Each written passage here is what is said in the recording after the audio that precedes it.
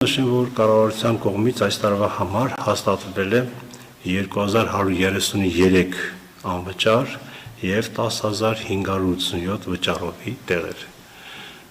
որպեսզի լրացուցիչ հարցից խուսափենք, 25 թվականին այդ տեղերն եղել են անվճար 2142 և վճարովի 9998։ Գնատման և թեստավորման կենտրոն հայտագրման արդյունքում հայտնվել է 16487 դիմորդ։ Այդ 16480 դիմորդները մարդ քննություն հարաբերակցությամբ լինելու են 23472, այսինքն տեսեք, հունվար ամսին մարդկանց թիվը եղել է 12537, բայց հանձնել են 21130 մարդ քննություն,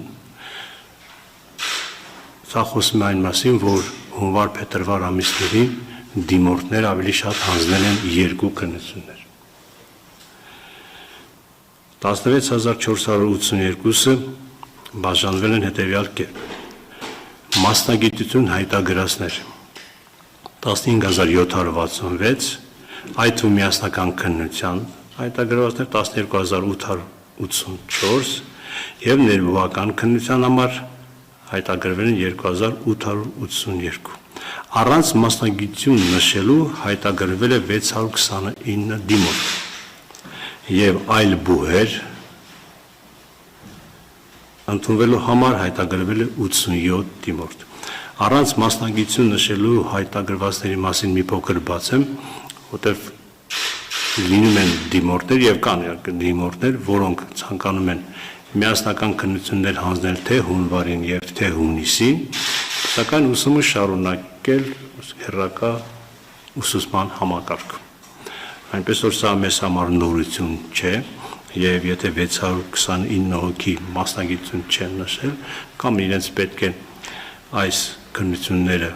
այլ բուհեր գնալու համար, որը կառավարության ցանկում չկան, կամ նրանք գնահատականները պահպանելու են և մասնակցելու են հեռակա մրցույթին։ Պարոն Նասիբյան, եթե կարելի է մի պահ ճշտենք, դուք նշեցիք, որ այս տարվա հունվար-փետրվարին ավելի շատ ենք քննություններ անցկացրել, քան հունիսին անցկացնելու ենք։ Մեկ անգամ ևս թվերը կասեք հունվար-փետրվարին։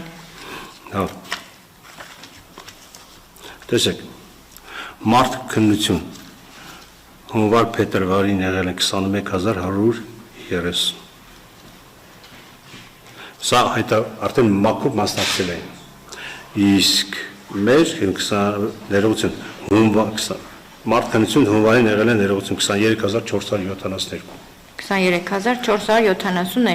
23472։ Հիմա մարդ քննությունը 21130։ 21130, սա պայմանավորված է նրանով, որ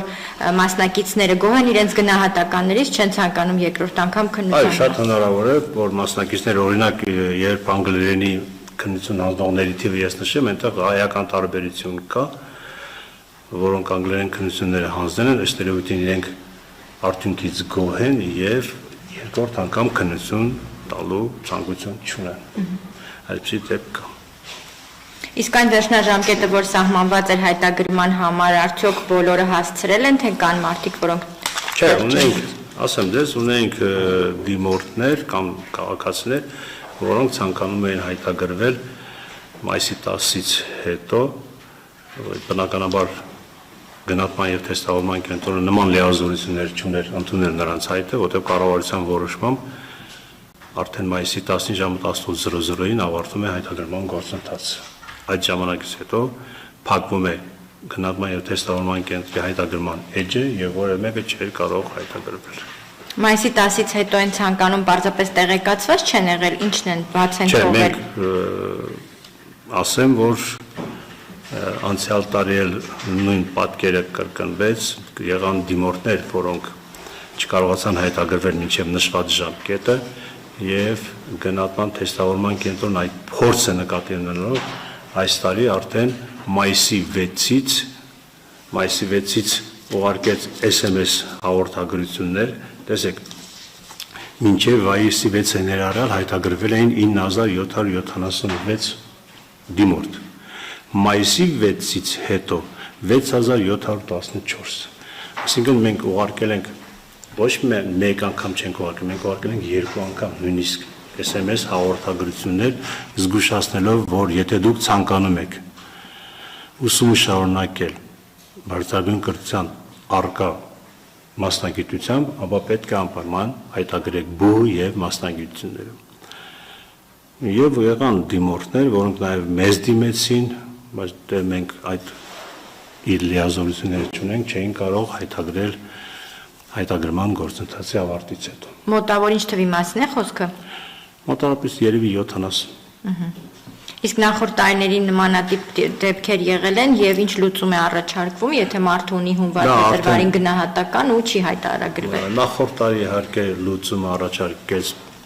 կրթության նախարարությունը եւ առաջարկեց մրցույթի հիմնական փուլից հետո թափուր մնացած տեղերի համար դիմեն նաեւ նրանք, ովքեր որ երկրորդ փուլին հայտագրման ժամանակ բուհ եւ մասնագիտություն չեն նշել։